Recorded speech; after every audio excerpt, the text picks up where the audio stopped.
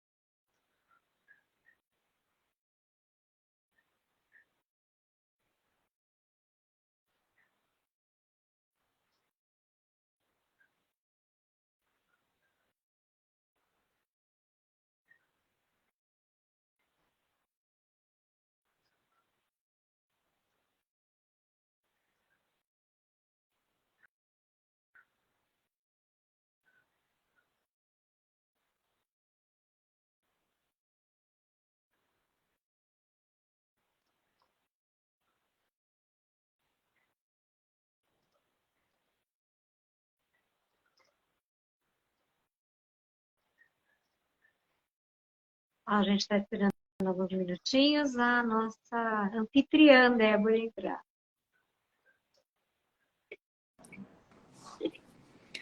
Olá, pessoal! Oi, Débora. Cheguei! Como... Que bom! Já estávamos Olá, boa ansiosos pela sua noite, presença. Márcia, boa noite, Michel, boa noite, pessoal que está chegando na live. Boa noite. Hoje nós estamos compartilhando essa telinha aí com pessoas muito ilustres. É uma honra enorme estar aqui com a Márcia, com o Michel. E vamos começar nossa live de hoje, né? Então, pessoal, já entrando, já quero dar boas-vindas a todos, boa noite. Bom, vamos lá. Hoje o nosso tema é um tema muito desafiador, com certeza para todos do centro cirúrgico, da enfermagem. Nós vamos falar de capacitação do profissional para o bloco operatório. Sem dúvida, é um tema assim, que com certeza vai desafiar muita gente a pensar um pouco mais sobre essas situações tão desafiadoras dos gestores. E nós temos a honra aí de ter a Márcia Cristina de Oliveira Pereira, que é a nossa presidente da SOBEC. Boa noite, Márcia, muito bem-vinda. Boa noite, Débora. Nossa, adorei o convite, viu? Porque é um tema que eu adoro falar. Estou muito feliz de poder estar aqui. Obrigada por terem lembrado aí do nome da presidente. Com certeza, nunca esquecemos. E com certeza a experiência vai abrilhantar aqui nossa live. E nós temos Obrigada. o prazer aí de estar com o Michel do Eber. Ai, se estiver errado, você me corrige, hein, Michel? Tá certinho. O Michel, ele é coordenador de enfermagem de centro cirúrgico, centro de material e esterilização, centro de endoscopia e hemodinâmica na instituição Pompeia Ecossistema de Saúde. Seja muito bem-vindo, Michel. Muito obrigado, uma boa noite. E é um prazer esse convite aí da sociedade brasileira, né? E a gente poder compartilhar um pouquinho aí da nossa história e da nossa vivência, para que os nossos colegas também tenham aí um pouquinho de motivação, que todos conseguimos fazer a diferença aí hoje na saúde, né, desses pacientes. Muito legal. Gostaria aqui de dar alguns recados antes da gente dar início à nossa live. Nós estamos com a campanha Quem é Você no Bloco Operatório? Olha lá, uma boa oportunidade hoje de nós pensarmos sobre esse tema. Ele está bem propício para o dia de hoje. Essa campanha Quem é Você no Bloco Operatório, ela é uma campanha que quer dar voz ao profissional do centro cirúrgico. Quem são os profissionais que atuam no bloco operatório de todo o país? E o objetivo é que quem está no centro cirúrgico conte um pouco sobre a sua experiência de valorização, a sua experiência na atuação na linha de frente da assistência do cuidado. Grave um vídeo rápido, 40 segundos, no máximo 1 minuto, contando um pouco quem é você no bloco operatório.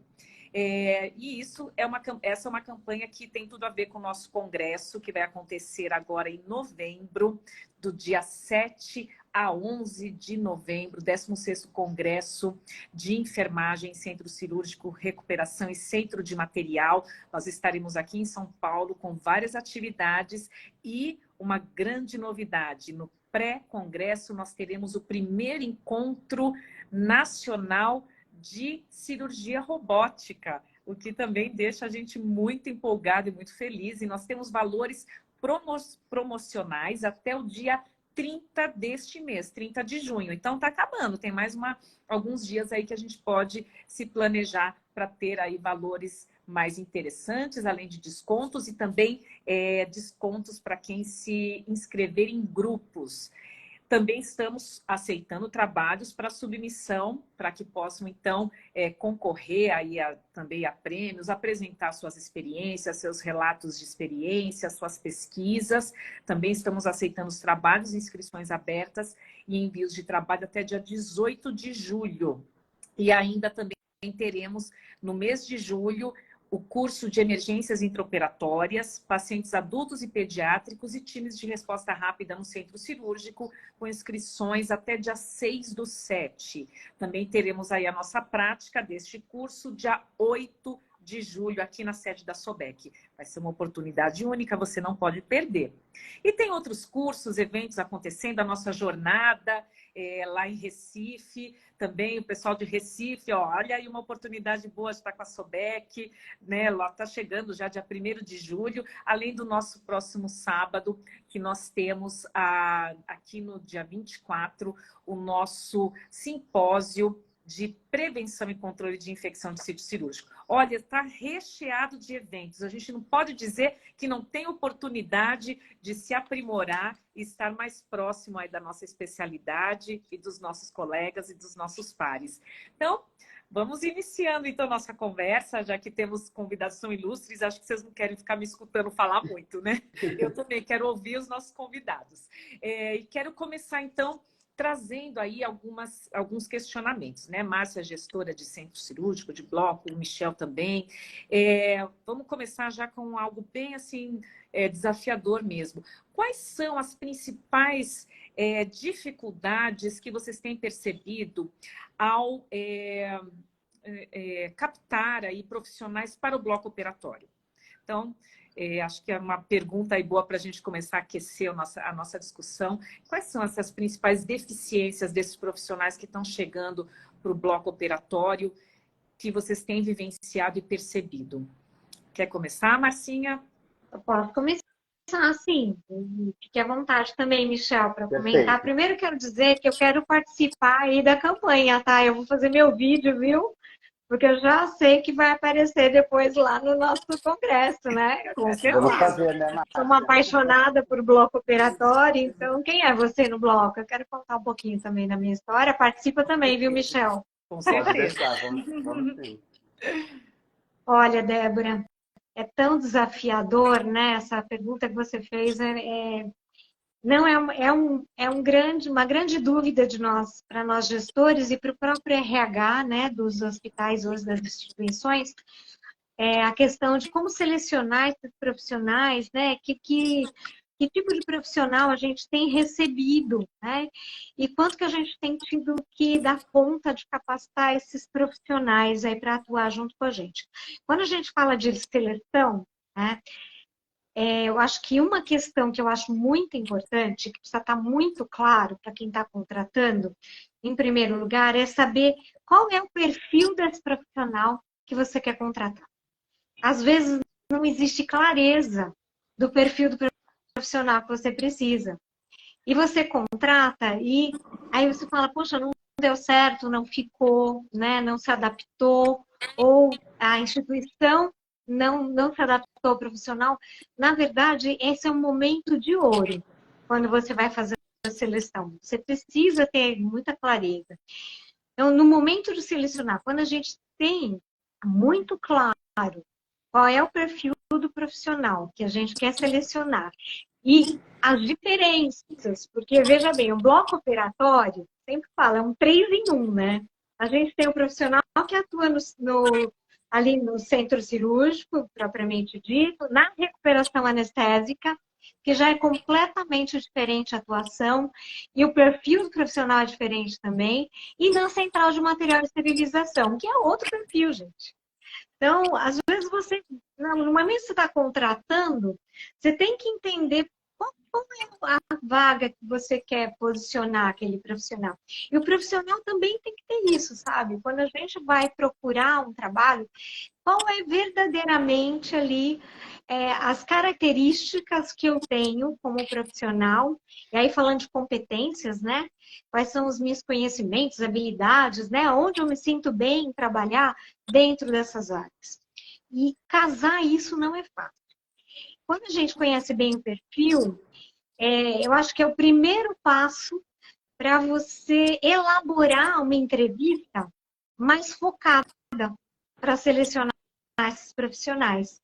Então, você precisa muito da ajuda do RH, com certeza, mas, na verdade, a traçar o perfil do profissional está muito relacionado a como o gestor vê, né, esses perfis dentro das suas áreas e como ele vê a cultura da instituição.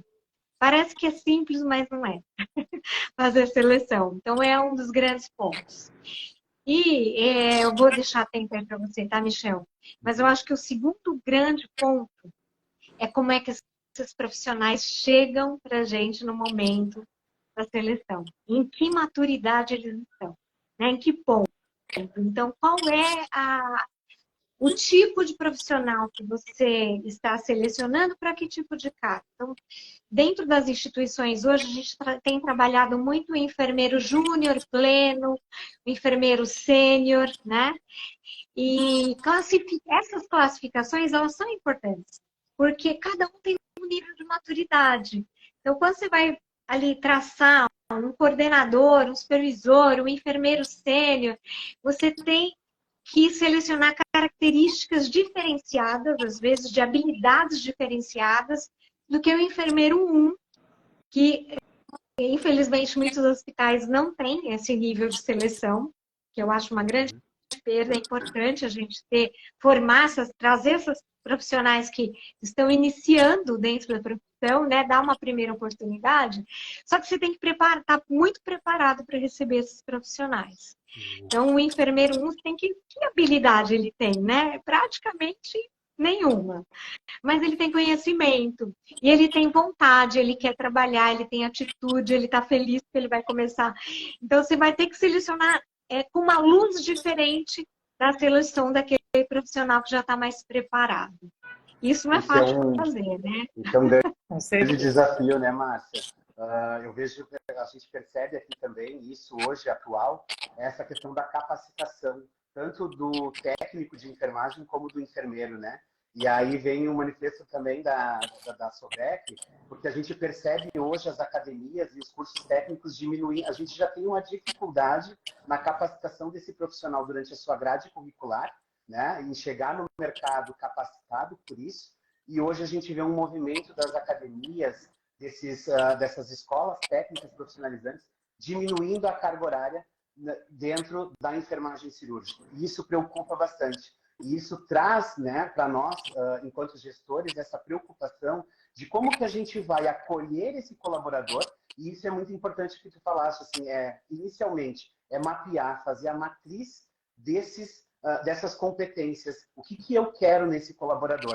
E aí eu até estive num evento aqui de uma faculdade daqui da cidade, que eles me perguntaram, Michel, hoje num processo seletivo, você procura a experiência ou o que você atrela hoje numa entrevista?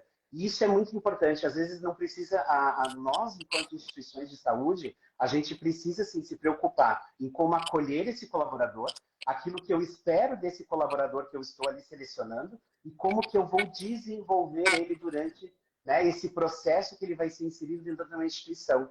E aí vai entrar todas aquelas outras situações em que como que eu vou fixar esse colaborador dentro da minha instituição.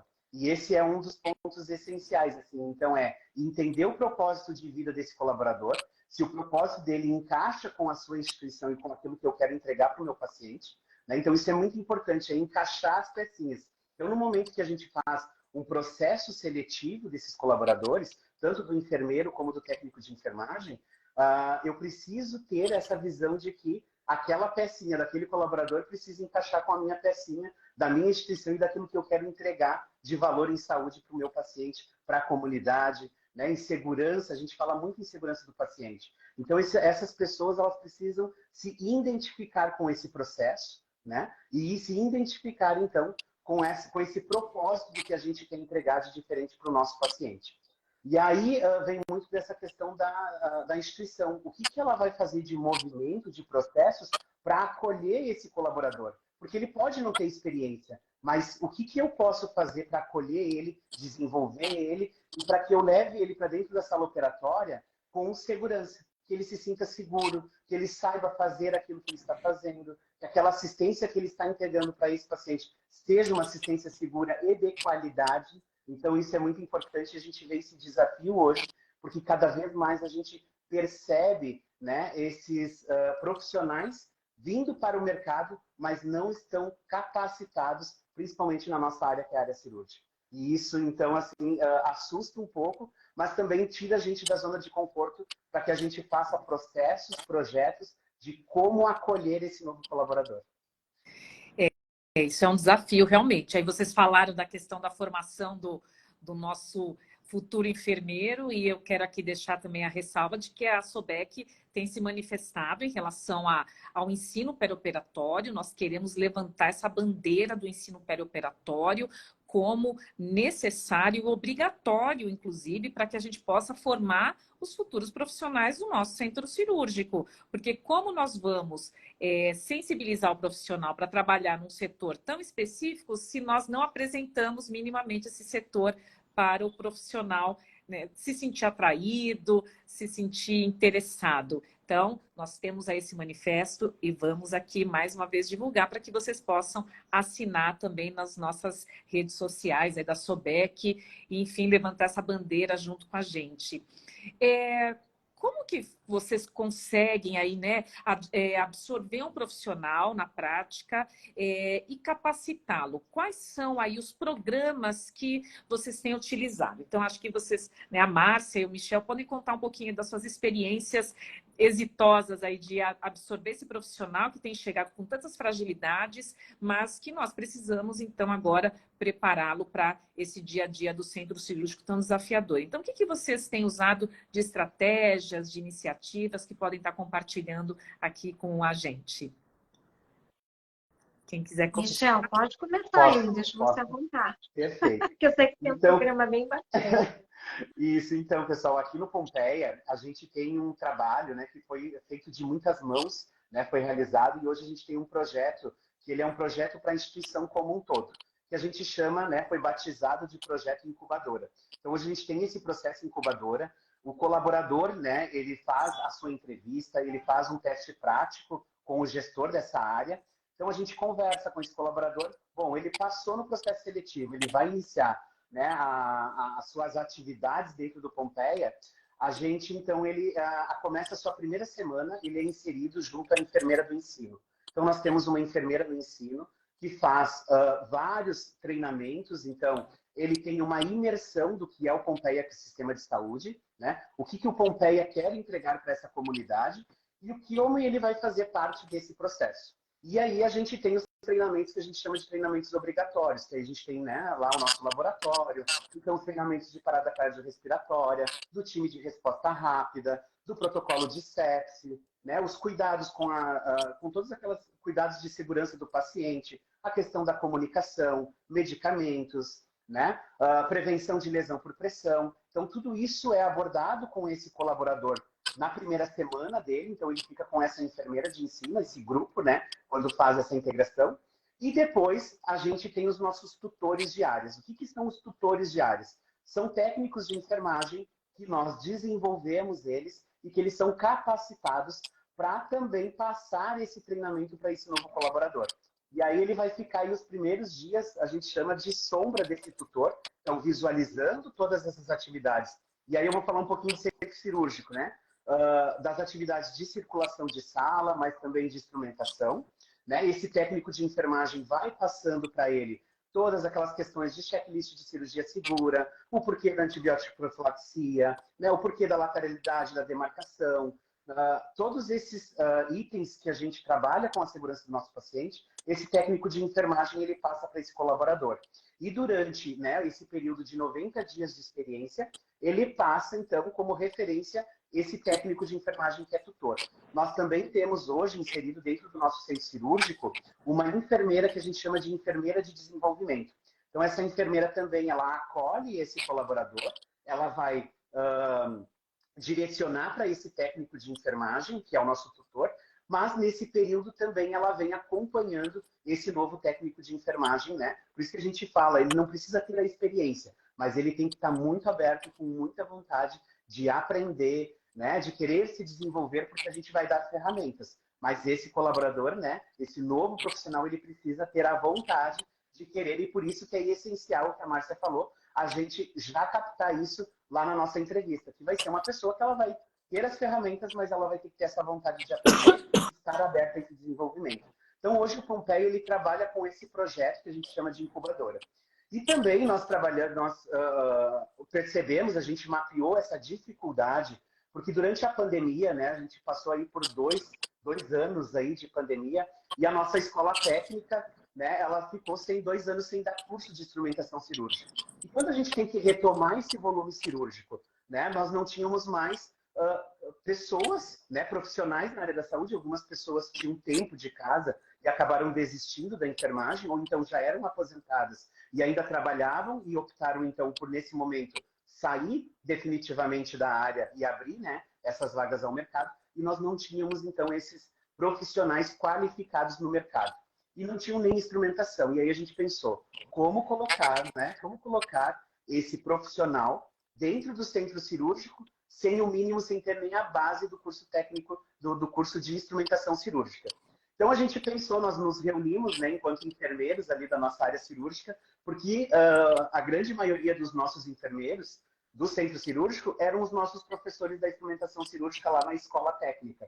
Eu também fui professor até 2020, né, ali da nossa escola, e aí a gente pensou, bom, vamos montar um programa, porque aí a gente tinha, eu né, vi um trabalho da Prof. Rita aqui de Porto Alegre, que ela fez isso na graduação. Então, eles montaram um laboratório, fizeram, né, as metodologias ativas, levando o acadêmico da graduação a fazer simulações no laboratório, e aí a gente pensou, por que não trazer isso para dentro do Pompeia? Então, nós montamos um cronograma, um modelo, né, a gente batizou de qualificação de talentos. Então, esses técnicos de enfermagem não foram só os novos técnicos de enfermagem, foram os que já atuavam há um bom tempo. Então, a gente pensou na reciclagem desse colaborador e levar ele, então, para o nosso auditório. Então, nós levávamos eles para os auditórios, a gente dava as aulas teóricas, né, para eles, e posterior a gente fazia a prática. Então, a gente utilizava os próprios alunos, os próprios colaboradores, para fazer essas práticas. Então, a gente trabalhou com a questão da utilização da manta de aquecimento do paciente, a gente trabalhou com o posicionamento cirúrgico, aí a gente trabalhou a escala de Elpo, né? Então, a gente trabalhou desde a biossegurança, tudo aquilo, inicialmente, a gente abordou, né, a montagem de mesa, os instrumentais, os tempos cirúrgicos, a gente veio abordando tudo isso com esses técnicos de enfermagem. E posterior, então, o que a gente tinha? Esses colaboradores que foram inseridos como colaborador sem instrumentação cirúrgica, após a sua qualificação e a participação nesse processo junto conosco, quando reabriu as turmas de instrumentação na escola, eles ganharam bolsas de estudo e a gente deu desconto para eles realizarem, então, agora e receber o seu certificado como instrumentador cirúrgico. Então, foi um projeto que nós criamos, nós enfermeiros, lá do nosso centro cirúrgico, e que a gente pensou, bom, nós precisamos, estamos chegando desqualificados.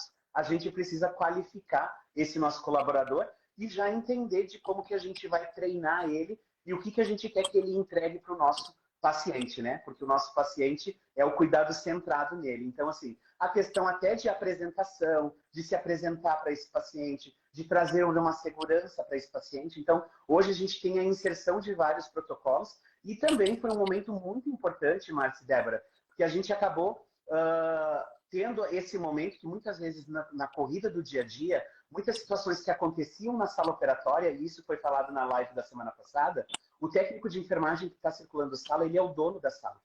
Ele sabe tudo o que está acontecendo ali dentro daquela sala. Então, às vezes, a gente acaba no dia a dia não levando o que está acontecendo, e lá, quando a gente levou esses colaboradores para dentro do nosso auditório para poder discutir, a gente deu esse espaço para eles. Bom, quais são as dificuldades que vocês têm? O que vocês gostariam que a gente pudesse atuar junto à equipe? Porque é um cuidado interdisciplinar, né? Nós temos vários profissionais dentro de uma sala operatória. A gente tem o anestesista, a gente tem o residente, a gente tem o médico que é o preceptor, a gente tem o médico, né? Ali o médico principal.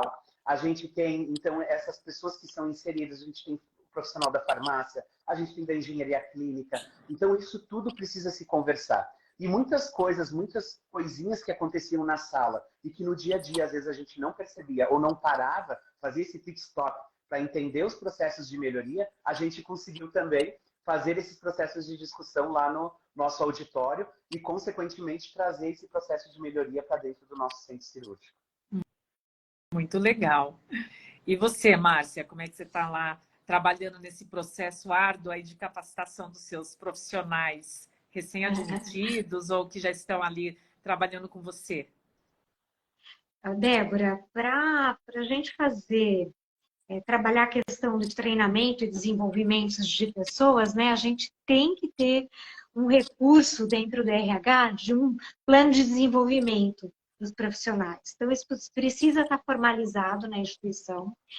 Não é uma decisão daquele setor, na verdade, ela tem que vir do RH, então, aqui, assim como o Michel está contando, né, você tem que ser algo estruturado. Então, é importante que as instituições elas façam seus programas de educação continuada, tanto para aqueles novos profissionais que estão entrando, quanto para os profissionais que já trabalham, mas precisam estar sempre se atualizando, desenvolvendo, porque as coisas acontecem de uma maneira muito rápida, né? As mudanças vêm de forma rápida e hoje realmente a gente não sabe, a gente está sempre tendo que aprender um novo. Eu acho que é uma coisa que, para mim, sempre foi marcante nesses 30 anos que eu tenho aí de enfermeira. Tudo que eu sabia 30 anos atrás, alguma coisa ficou, mas muito mudou. Eu tive que aprender muita coisa nova, né? Então, eu venho no mundo da cirurgia aberta, hoje a gente trabalha com robótica e é assim mesmo. E a gente vai ver que no dia a dia isso acontece. Então, entra uma tecnologia nova. Então, você precisa também ter um programa para os colaboradores que estão trabalhando em desenvolver essas pessoas. Não só tecnicamente, mas também comportamento, então, desenvolvimento dos soft skills, né? Então, você tem que trabalhar não só técnico, sabe? Você também tem que pensar nas outras questões de relacionamento, de postura, tudo isso é muito importante, comportamental. Então, quando você monta o seu programa de educação continuada, e eu estou trazendo um pouco da minha experiência, não só da instituição que eu estou hoje eu sou gerente da Beneficência Portuguesa, mas eu já trabalhei em outras instituições que tinham esse modelo de ter formalizado um programa de educação continuada para os 90 dias. Então, assim como o Michel falou, é importantíssimo que tenha um momento RH, onde ele vai falar a cultura da empresa, a visão, a missão, os valores, vai falar de regras gerais da empresa, de compliance, de LGPD, tudo isso tem que estar lá, constando, é obrigatório. E depois vai lá para a sala de educação continuada e vai falar daqueles treinamentos obrigatórios. Como o Michel falou, são coisas importantíssimas. Não dá para entrar sem estar preparado para um atendimento de um PCR, por exemplo, né? Então, Tem alguns treinamentos obrigatórios que são realizados, né? Na nossa instituição são 10 dias dentro desse treinamento obrigatório. Depois, quando vai lá para o campo, que aí esses profissionais são direcionados para as suas áreas, dentro da sua área você também tem que estar preparado com um programa de educação para receber esses profissionais. Isso tem que estar descrito.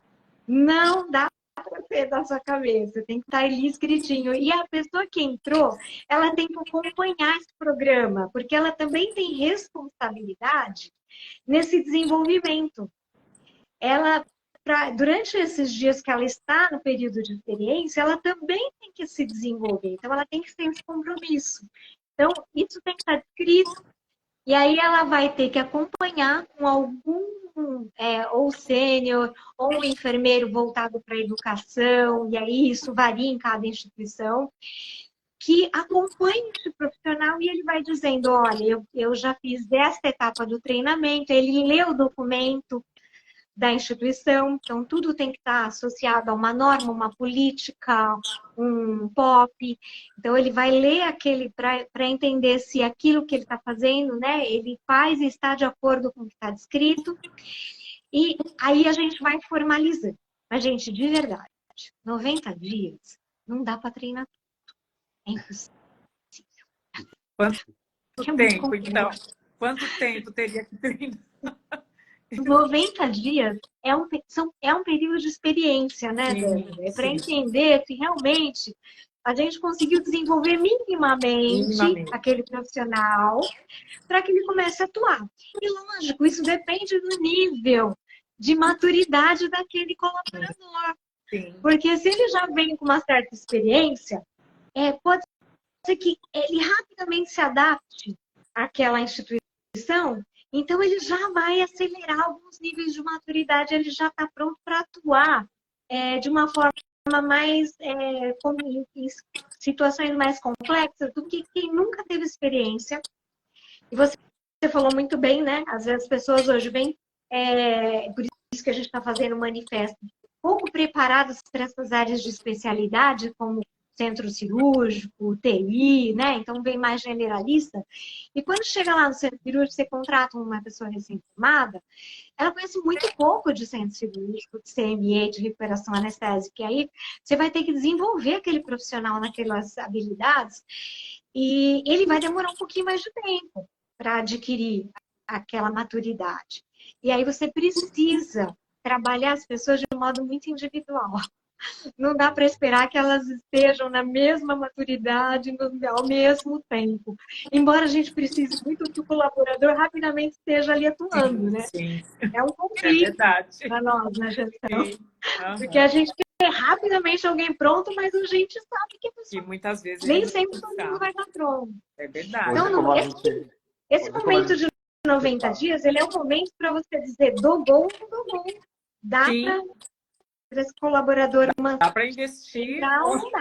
Isso aí.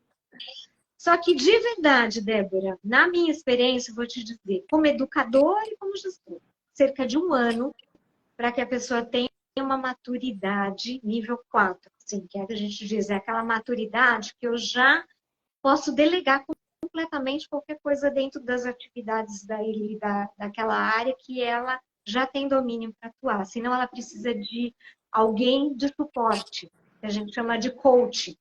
Então, quando você trabalhar com coach, né, ou com o seu multiplicador, ou aquele gestor de educação que fica na sua área, ele tem que ser uma referência para aquela pessoa.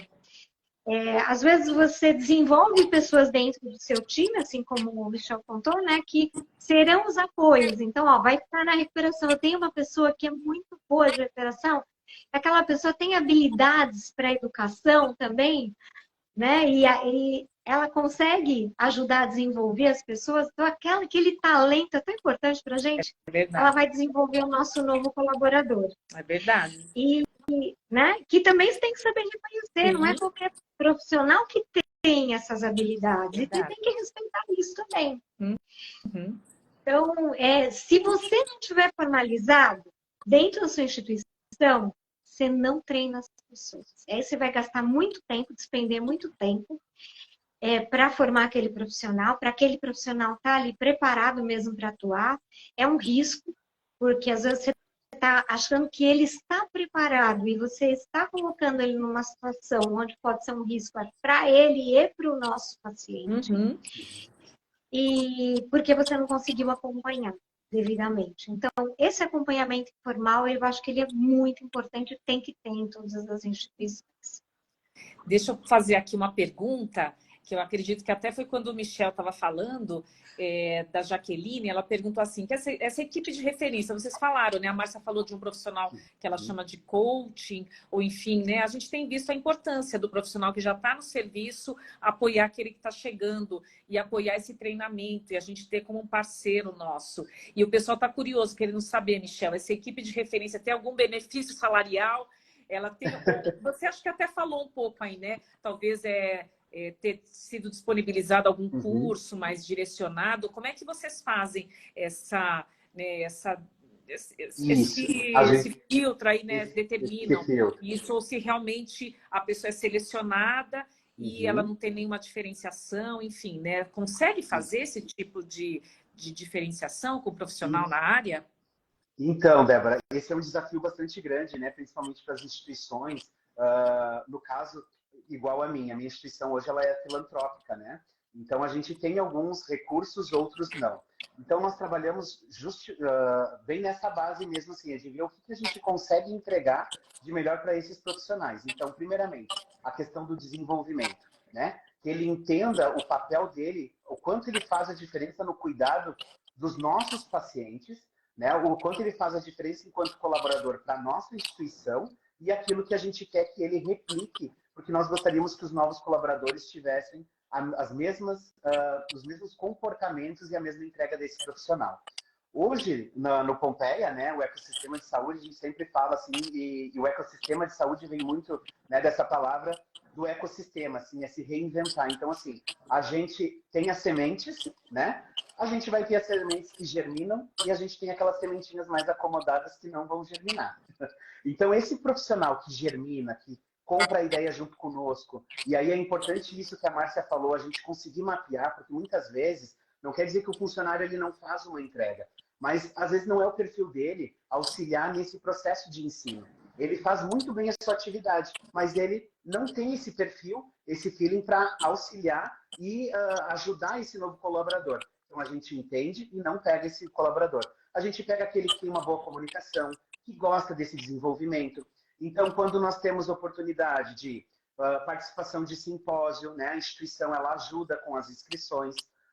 O ano passado nós estivemos, eu estive, né, como coordenador e mais 3 enfermeiros estivemos aí na SOBEC, né, e a instituição nos auxiliou em todo deslocamento, né, as inscrições aí para a SOBEC, e foi muito bacana, porque aí a gente pegou essas informações, a gente traz para cá e a gente dissemina o conhecimento que a gente teve aí. Então a SOBEC hoje eu vejo como uma grande sociedade, uma grande aliada aí nesse processo de desenvolvimento desses funcionários.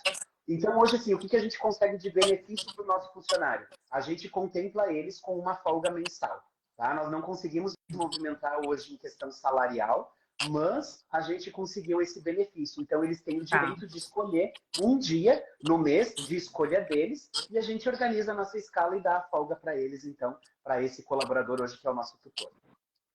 O pessoal está perguntando, a Priscila perguntou, Michel, qual é o nome que o seu projeto deu a esse técnico, a esse profissional que fica no apoio? Qual foi o nome que vocês deram? O nosso projeto, então, é o Qualificação de Talentos. Tá. A gente fez o Qualificação de Talentos, né? A gente até pensou como que ele funcionou também, né? E hoje ele está crescendo cada vez mais. A gente fez o Qualificação de Talentos, então ele tem as aulas teóricas, né? A gente também tem algumas empresas, porque como a gente tinha certificação tanto na Central de Materiais e também no bloco cirúrgico, a gente tem uma grande empresa que nos auxilia nessa parte de desenvolvimento. Então tem o programa do Desenvolva, tem aulas online. Eles tinham que nos entregar esse certificado dessas aulas de participação 100%. Nas nossas aulas teóricas lá também eles tinham que participar 100%. E depois a gente entregava uma grade para eles das especialidades, de diferentes especialidades. Então, eles tinham lá um checklist. Eu quero ser o talento de ortopedia. Então, ele tinha lá os procedimentos ortopédicos, ele tem um número X que ele tinha que circular e um número X que ele tinha que instrumentar. Ao final desse checklist, ele era validado por esse técnico tutor e pelo enfermeiro que acompanhava, e também a gente tinha conversas com a equipe médica, né? Se realmente aquele profissional ele tinha entregado aquilo que, como um talento mesmo e como uma qualificação. Ao final, no ano passado, em novembro, Débora, a gente fez uma celebração para eles e nós realizamos selinhos de qualificação. Então, a ortopedia tinha o desenho da ortopedia, a cardíaca, né, da cardiologia tinha da cardiologia, e nós entregamos esses selinhos para eles poderem colocar no seu crachá, né, e também colocar lá no peito que eles eram qualificados naquela especialidade. Então, nós trabalhamos como qualificação de talentos. Muito legal. Márcia, uma Muito pergunta que é bacana. É muito legal, né? Márcia, eu vou te fazer uma pergunta aqui que a Lê Santos está falando, abordando um pouco sobre o conhecimento que a gente está ministrando nas universidades, na área de bloco operatório. Como é que você avalia o que está acontecendo agora com a inclusão de profissionais não técnicos no CME? O CME está sendo alvo aí de várias situações aí que a gente está olhando com muito cuidado e um pouco aí, né, esperando, vamos ver aí como é que vai caminhar algumas ações, mas como é que você está vivendo essa situação, Márcia, profissionais não técnicos, mas a gente tem escutado algumas coisas nesse sentido, né? Como é que a gente pode melhorar ou, enfim, né, nos prepararmos para esse panorama aí que a gente está observando? Olha, Lê, eu também fico muito preocupada com isso. É um assunto que me preocupa, acho que preocupa a SODEC, de forma geral, a gente até já se posicionou em relação a isso, porque a CME, hoje, eu acredito muito na enfermagem dentro da CME, né? Do enfermeiro à frente da CME, na equipe de enfermagem.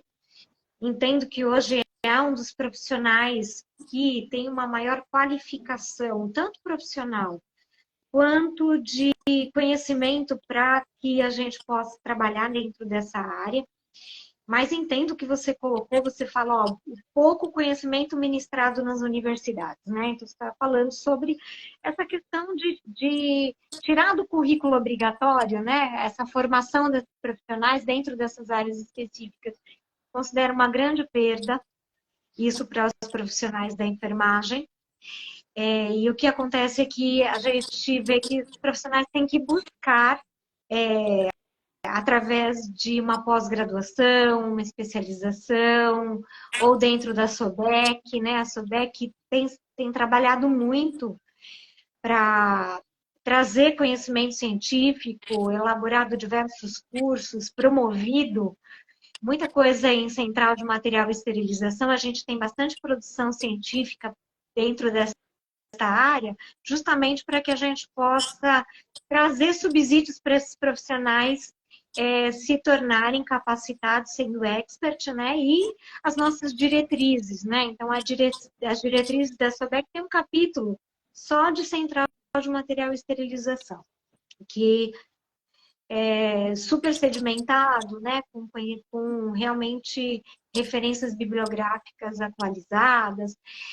Mas, sim, o mercado, a gente tem visto algum movimento no mercado sobre isso, de não ter profissionais técnicos dentro da CME, profissionais que não são da área da enfermagem. Eu acho uma grande perda e um grande risco. Um risco, porque o trabalho da Central de Material de Esterilização é um trabalho científico, né? Ele é uma ciência, a ciência da esterilização. Você tem que saber o que você está fazendo lá dentro. Então, você tem que ser um profissional capacitado para estar trabalhando naquela área. E não ter profissionais capacitados, para mim, é um não reconhecimento da importância e da grandeza do trabalho que se faz dentro da CME. E a gente só reconhece isso muitas vezes, né? As pessoas só reconhecem quando a gente tem um problema, ou quando a gente tem um erro, quando tem uma infecção, ou quando a gente tem um dano, né? Aí as pessoas falam, não, mas por que aconteceu isso? Porque a gente talvez esteja com profissionais não devidamente qualificados, trabalhando numa área que é tão importante. Então, eu acho que você fez essa pergunta que deve ser algo que te incomoda e nos incomoda também, como SODEC. Eu agradeço você ter dado essa oportunidade para a gente, né? Hoje a gente tem campanhas de CME, né? Débora, qual que é o nome da nossa campanha? É a CME pelo pelo Brasil. Brasil. Isso. Exato. A gente tem a CME pelo Brasil. A gente fez um trabalho bem bacana no ano passado no nosso congresso falando sobre a CME. Não é à toa que a gente tem uma vez a cada 2 anos a gente tem um evento falando de CME, explorando CME, né? É verdade. E devido à importância do trabalho dos profissionais que atuam dentro dessa área. Isso é muito importante, né, Márcia e Débora? E que a gente fica triste, né? Eu fui enfermeiro, gestor de central de materiais por 9 anos. E entristece a gente ver, e a gente vivenciou aqui na nossa região, nós temos empresas terceirizadas, né? E que uma das empresas acabou fazendo a demissão desses técnicos de enfermagem e pegando pessoas sem conhecimento nenhum e pegando como auxiliar de esterilização.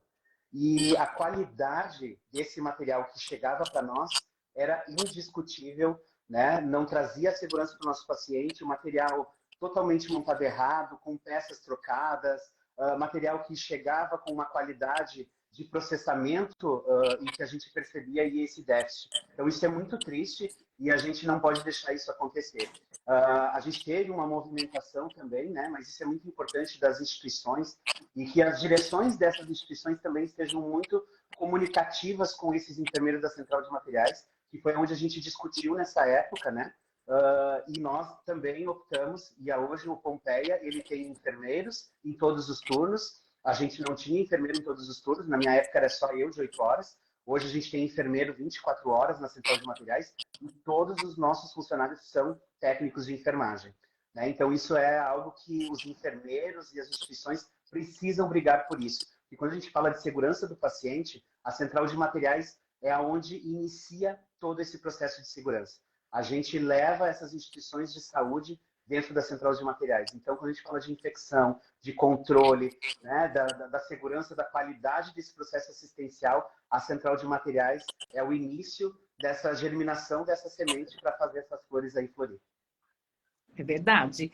Eu queria aproveitar também, né, e estar falando com vocês, porque em algum momento o Michel falou que os profissionais saem lá do setor, né, e vão para um outro espaço, um pouco mais talvez neutro, digamos assim, para conversar sobre as questões que estão sendo vivenciadas na prática e trazer um pouco mais das experiências, né?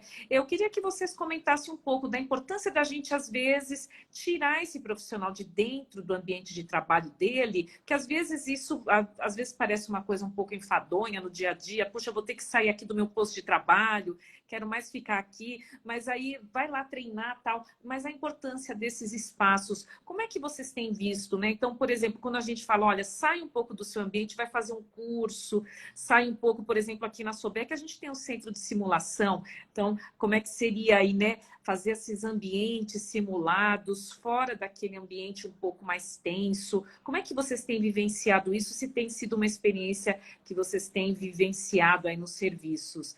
Como é que vocês podem avaliar essa qualidade desses treinamentos fora do ambiente de trabalho do profissional? Olha, Débora, aqui na nossa experiência eu vou te contar que quando a gente começou com o projeto, meu grande medo era esse, né? Porque a gente sempre veio com esse processo do tipo, temos que treinar em horário de trabalho. Muitas vezes no centro cirúrgico, os fornecedores, né, as empresas vinham dar treinamento em loco, só que aí a gente percebeu que essa qualidade não era boa. Porque o funcionário ele está ali preocupado com a sua sala operatória, com o próximo paciente que vai chegar, é alguém que chama e então dispersa a atenção. E aí a gente pensou, por que não levar eles, tirar eles desse ambiente para que eles prestem atenção e que eles consigam absorver esse conteúdo que a gente está entregando para eles. Então, num primeiro momento, vou te dizer que deu um medo, porque a gente tinha assim, um medo. Nossa, o pessoal que tem experiência não vai participar. Então, o que a gente fez, né? Nós procuramos trabalhar com módulos, então a gente dividiu em 5 módulos esse projeto, e nós ofertamos também horários diferenciados. Então, nós tínhamos um horário de manhã para os nossos técnicos de enfermagem do turno da tarde. Então, os nossos treinamentos começavam das 11h15 até por volta do 12h30. E aí a gente também ofertava um lanche especial, né? Porque muitas vezes a gente levou as nossas discussões. Para vocês terem uma ideia, a gente iniciou com o projeto para trabalhar com 1 hora de treinamento. Teve módulos que a gente trabalhou 2 horas, 2 horas e 15, e o pessoal não queria ir embora. E a gente discutia e a gente trabalhava, então foi muito bacana. E aí a gente fazia, para o pessoal que estava trabalhando de manhã e que saía a 1h15, a gente iniciava então o horário da 1h30. Para o pessoal que é noturno, aqui a gente trabalha com noite 1 e noite 2, a gente fez também esses treinamentos nas noites. Então o pessoal da noite 1 vinha na noite 2 e o da noite 2 veio nos horários da noite 1. Então foi bem bacana, a gente deu essa diversidade de horários para que eles pudessem participar. E aí vou te dizer que surpreendeu, a gente teve 98% de participação. Foi muito bacana. Profissionais com 29 anos de casa que chegaram lá e no momento da discussão elas diziam, nossa, nunca ninguém parou para nos explicar dessa forma. Como é interessante. Hoje eu sei isso aqui que eu fazia, mas eu não tinha todo esse entendimento. Imagina, 29 anos, né, de profissão, então a gente poder trabalhar ali. E agora, com esses colaboradores novos que vêm chegando, e a gente poder discutir de igual para igual e trazer essa informação com carinho para eles, foi essencial, assim, foi um projeto que nos motivou muito em ter essa continuidade, né? Então, hoje a gente não consegue falar no Pompeia, em centro cirúrgico, em central de materiais, né? E não falar em qualificação de talentos. Hoje está atrelado esse programa. Márcia. Ô, Débora, você sabe que a Belém colocou uma frase aqui, eu queria ler aqui, ó. Detectar as potencialidades do colaborador é ajudar a desenvolver, né? E, puxa, eu concordo tanto com isso, porque às vezes a gente tem que olhar para as pessoas. Então, quando a gente escolhe esses multiplicadores, esses coaches, a gente está olhando para essas pessoas, né? E eu acho que esse é o maior benefício que ela ganha. Né, a pessoa que perguntou aí dos benefícios, né? Porque Sim. é você desenvolver, você dar oportunidade para esse profissional ser olhado e oportunidade até dele crescer, né? Então, eu queria só falar porque eu vi aqui que a professora mandou e eu super concordo com isso, que é esse olhar, né? Sim. E assim, eu vou dizer uma experiência minha, né? Eu vou contar um pouquinho sobre aquilo que eu vivenciei como profissional. Eu acho que eu só cresci profissionalmente porque verdadeiramente alguém olhou para mim e eu, naquele olhar, eu correspondi, né? Me desenvolvendo. E durante aquele tempo que eu me desenvolvi, eu não ganhei nada, assim, financeiramente, mas eu ganhei tanto com crescimento e fui vista, né? E eu acho que são esses momentos que a gente não pode perder a oportunidade. É verdade. Então, só para deixar esse recado, tá? Mas, assim, bom, não é... Eu acho que dentro do que o Michel, né? Ele é uma graça, ele fala super bem, né? E eu acho bem bacana esse trabalho que você está fazendo, Michel. Mas, caramba, não é fácil tirar o profissional do ambiente de trabalho. Eu acho que esse é um dos grandes dificuldades dos gestores de bloco operatório. O bloco operatório está sempre... É aquela loucura, né? A Está gente sempre nunca tem faltando tempo gente, né? Está faltando gente. Tirar uma Enquanto a pessoa lá gente de não dentro. tem aquele cenário que é aqui na cidade, como é trabalham difícil. em duas instituições. E aí foi muito bacana, porque esses profissionais, eu Ainda trabalho de manhã trabalha e em noite no A, dois. trabalho de tarde na B, mas ele vinha à noite na aula. Então isso foi muito legal, né? Isso Bem nos trouxe lembrado, motivação para continuar Michel. com esse projeto. E assim, a gente também tem essa estratégia, Michel, de fazer fora do horário de trabalho, né? Então, criar momentos assim, quando a gente vê que é um treinamento mais parrudo, que precisa que eles estejam mais presentes, fazer fora do horário de trabalho, ali numa sala de treinamento, ou num outro ambiente, para que a gente possa, né, ter a pessoa mais ali presente, perguntando, participando. Mas nem sempre a gente tem essas oportunidades, né? A gente precisaria ter dentro das instituições essa visão da importância de ter um tempo de treinamento direcionado, né? Até dentro do nosso headcount, do número de pessoas contratadas, a gente ter a possibilidade de, dentro daquele aquele número de pessoas que a gente tem para trabalhar, ter ali aquelas pessoas que vão poder substituir nos momentos de treinamento também. E nem é difícil ter isso, né, dentro da instituição. Então, realmente, a gente acaba usando estratégias assim, fora do horário de trabalho e tal. E a gente não pode obrigar, né, o colaborador a estar fora do horário de trabalho. Também tem que ser uma vontade, um desejo do colaborador, né? A gente faz aquele treine, a gente disponibiliza nosso tempo para preparar, para chamar pessoas para falar, para fazer da melhor forma possível. E tudo aquilo é com muito carinho, muito desejo que eles se desenvolvam. Mas a gente precisa que eles estejam lá. Então, quando você fala, ó, tive uma adesão de mais de 90%, poxa, isso é sucesso, quer dizer que as pessoas realmente estão engajadas. Exato. Né? O Isso é muito importante, engajamento né, da equipe. Márcia? A gente colocar essa transparência, porque, como tu disseste agora, não é nada fácil, isso demanda de um tempo nosso também, enquanto gestores, e as pessoas que se envolvem. É um projeto que eu tive visitando a Sobec, e vocês têm um quadro que tem várias mãos, né, com uma luvinha azul, e eu uso muito nos meus treinamentos essa foto. Eu acho que ele é um trabalho, qualificação de talentos, ele é esse trabalho, é a união de muitas mãos, muitas pessoas pensando, muitas pessoas se envolvendo, trabalhando, organizando. Então a gente gasta uma energia para eles, né, para desenvolver eles. E isso é em forma de presente. E como tu disseste, talvez lá na frente ele não vai mais ser o colaborador do Pompeia, mas esse conhecimento vai tornar ele aquele profissional que aonde ele for, ele vai entregar o melhor dele para o paciente. E eu sempre digo assim, é o que eu digo para os meus colaboradores, o que eu quero é o desenvolvimento de vocês, para que aonde vocês estejam indo, e hoje, para quem trabalha em duas instituições, trabalha no Pompeia e trabalha na instituição B, que você entregue lá aquilo que você aprendeu aqui também. Então, não é só no Pompeia que você vai entregar isso, é para todos os pacientes que você vai tocar, né? Porque aí, como diz a Sobec, a gente cuida do amor de alguém. Então, esse cuidado, ele precisa ser... esse paciente, ele precisa estar aqui, dentro da nossa mão, aqui sendo aconchegado, e a gente trazer, e a gente ser essa, como diz a Camila, né? Ser a redoma desse paciente. A gente precisa cuidar dele. Então, o nosso paciente é o nosso papel, a gente se desenvolver todos os dias. Eu preciso ser amanhã melhor do que eu fui hoje e estar, né, me desenvolvendo, compartilhando conhecimento. Então, hoje a gente também tem que tirar essa ideia de que eu tenho o meu cargo, eu tenho a minha vaga dentro da minha instituição porque eu detenho conhecimento. Não.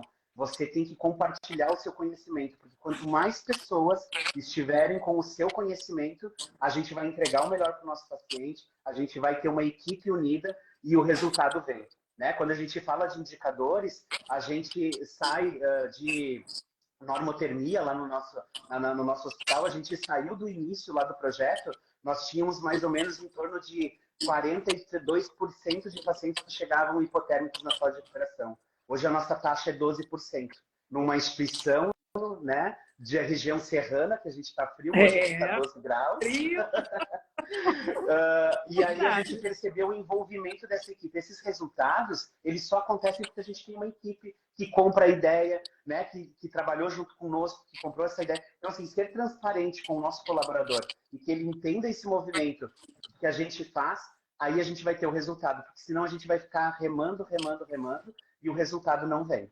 Né? Então, é importante a gente ter essa conexão. Os gestores precisam estar conectados com o seu colaborador e ter essa transparência dos valores da instituição e aquilo que a instituição quer do colaborador e o que o colaborador entregue para o nosso paciente. Isso tem que ter transparência. Hoje, essa comunicação ela precisa acontecer. Quando a gente fala de problemas, geralmente está atrelada à comunicação. E quando a gente é transparente, as pessoas se envolvem, elas entendem o que elas têm que entregar, e isso é muito gostoso, quando a gente começa a ver nos indicadores, quando a gente pega o sorriso do paciente, ali no final tendo a sua alta, né, um paciente ambulatorial que vai para casa com um sorriso no rosto, é porque aquilo tudo que a gente trabalhou tem um resultado. Deu certo, né? Deu certo. É isso mesmo. Gente, olha, eu assim... ficaria mais horas aqui conversando com vocês, mas infelizmente a gente está chegando ao final. Mas eu queria deixar aqui algumas palavras, né? Planejamento, o treinamento, treinar, capacitar, faz parte de um plano, e o plano que precisa fazer parte do nosso dia a dia. Todos nós podemos e devemos auxiliar nesse projeto, acreditar nisso, né? Isso leva tempo, é trabalhoso, mas com certeza dá resultados muito satisfatórios. Olhar o profissional com um olhar de mais compreensão, porque ele também tem chegado com fragilidades, com necessidades, e a gente vai ter que ter esse olhar também para esse profissional, e a gente precisa também dispor desse tempo para que a gente possa investir. Quero aqui dar uma declaração. A Márcia, logo lá no meu começo, quando eu comecei a trabalhar, ela me treinou no CME. Fiquei um mês com ela no CME. E assim, eu lembro até hoje o carinho, a compreensão, porque eu não era assim, já tinha feito residência, já tinha até mais ou menos uma formação interessante, mas a Márcia me recebeu com muito carinho, com um olhar muito solidário, né? Me ensinou muito de CME, e eu tenho uma lembrança muito boa de um mês que eu passei junto com a Márcia no CME. Depois eu fui para o centro cirúrgico, mas ela me acolheu com muito carinho. Então, e são coisas que a gente não esquece, com certeza. Então, olhar para o profissional com carinho, passar aquilo que a gente tem de conhecimento. Então, eu dou aqui testemunho. Foi a Márcia e a Kátia, inclusive, né? As duas, né? Que estavam lá no CME quando eu cheguei. Muito legal. Então, eu lembro com muito carinho. E a gente guarda isso com carinho. Então, Olha, eu estava numa live com a Camila, e a Camila me falou exatamente isso. Falou, Má, eu lembro, você me treinou na CME. A Camila Mendonça, gente, olha quanto olha só, você vê? Pensa numa coisa dessas, as meninas tudo falando que eu que treinei. Eu só posso agradecer, né? Eu acho que assim, quando a gente tem paixão por aquilo que a gente faz, é muito gostoso você falar sobre aquilo e você se disponibilizar a treinar, falar. Quando a gente ama, né? É tão gostoso. Eu sempre gostei muito de falar sobre. E acho que o ensino, ele é apaixonante, apesar de muito desafiador, seja na academia, seja no ambiente profissional, que vocês estão aí do hospital, é muito desafiador, mas com certeza quando a gente vê os frutos é muito satisfatório. Então, eu quero muito agradecer que vocês toparam aqui estar com a gente nessa 1 horinha aí para falar de treinamento, de capacitação. Quero repetir em breve aí, contar um pouco mais das experiências de treinamento e capacitação, e rapidamente aí vamos nos despedir. Uma palavrinha final, cada um, bem rapidinho, só para a gente dar um tchau. Então, gente, queria agradecer a vocês pelo convite. Foi muito gostoso esse bate-papo. E aquilo que agora a gente finalizando aqui como fechamento, a gente fala muito da experiência do paciente. E como o tema foi a capacitação, a gente precisa, enquanto gestor, pensar na experiência do nosso colaborador. Então, acolham as pessoas que estão ao lado de vocês, porque o time de vocês só tem a crescer. Uma boa noite a todos e muito obrigado pelo convite. Michel, tem várias declarações aqui para você, viu? Que estou lendo aqui. Várias pessoas agradecendo, dizendo assim, concordando com você e certamente também pessoas que trabalham com você reconhecendo o seu trabalho, então parabéns. Obrigado. E aí, bom, acho que o grande recado é assim, gente, não tenha medo de aprender o novo. Não tenha medo da mudança. O mundo hoje é feito de mudanças. Vocês viram que a gente passou na pandemia, né? Ninguém esperava que a gente fosse passar por aquilo e a gente aprendeu tanta coisa que a gente precisou colocar em prática e desaprendeu para aprender de novo, né? E a vida é assim hoje, então que a gente possa ter aprendido com essa experiência que a gente teve a se abrir para o novo, se abrir para as mudanças, porque é dessa forma que a gente se desenvolve. Muito obrigada, gente. Um grande abraço a todos que acompanharam a nossa live. Michel, muito bom estar com você. Márcia, sempre uma alegria te receber também. E essa live vai estar gravada, vocês podem retomar, podem rever. E as perguntas que eventualmente ficaram, a gente também vai estar respondendo e dando aí mais alguns esclarecimentos sempre que possível. Gente, muito obrigada. Boa noite. Em nome da Sobec, mais uma vez eu quero agradecer, desejando a todos aí uma ótima noite. Muito obrigada por essa oportunidade incrível, gente. Tchau, tchau. E até a próxima. Tchau, tchau, tchau. Obrigada. Tchau. Tchau, tchau.